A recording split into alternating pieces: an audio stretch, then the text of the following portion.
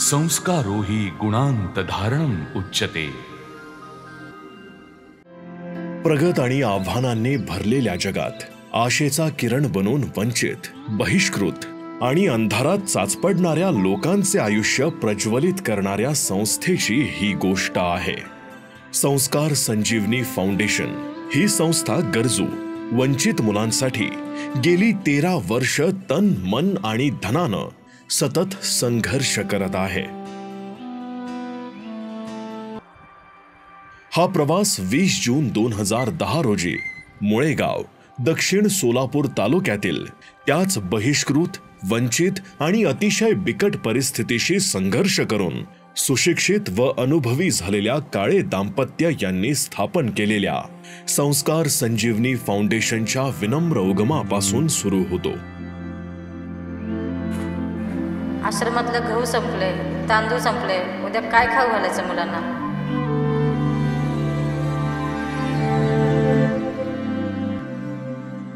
परमेश्वर काळे सरांनी दररोज 30 किलोमीटर सायकलवरून प्रवास करून मुलांसाठी जुने कपडे आणि धान्याच्या स्वरूपात मदत गोळा केली। त्याचबरोबर पैशाअभावी स्वयंपाकासाठी फोडलेली लाकडे विकत न घेता आल्यामुळे शेतकऱ्यांकडून वाळलेली लाकडं घेऊन स्वतः फोडली। तेव्हा आश्रमाचे ठिकाण मुख्य रस्त्यापासून 1.5 किलोमीटर अंतरावर एका शेतात होते। पक्का रस्ता नसल्यामुळे थोडा जरी पाऊस पडला तरी 1.5 किलोमीटर त्या चिखलातून मुख्य रस्ता गाठणे हे खूप त्रासदायक होते। मुले आणि काळे दाम्पत्य यांना सलग 13 वर्षे हा त्रास सहन करावा लागला। सध्या काळे दाम्पत्य आश्रमात राहून 42 मुलांचे संगोपन करतात।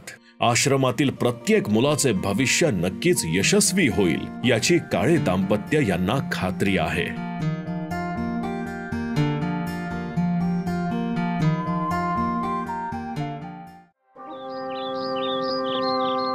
स्वातंत्र्याला बरीच वर्षे लोटली असली तरी भारतातील भटका विमुक्त समाज आज अमानवी परिस्थितीत जगत आहे। त्यांना शिक्षण मिळणे गरजेचे आहे।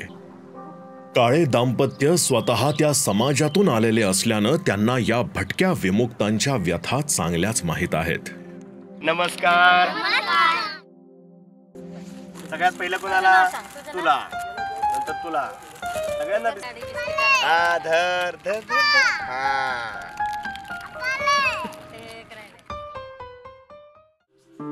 काळे दाम्पत्य दिवसभर आश्रमातील मुलांचे कलागुण आणि अभ्यासाबरोबर विविध उपक्रमांमध्ये गुंतलेले असतात।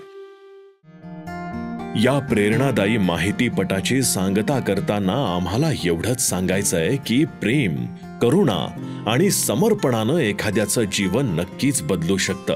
काळे दाम्पत्य संचलित संस्कार संजीवनी फाउंडेशनचा प्रेमाचा निवारा हा शिक्षणाच्या मुख्य प्रवाहातून बाहेर फेकले गेलेल्या मुलांसाठी मुख्य प्रवाहात येण्याचा एक विश्वास आणि आशेचा किरण दिसतोय।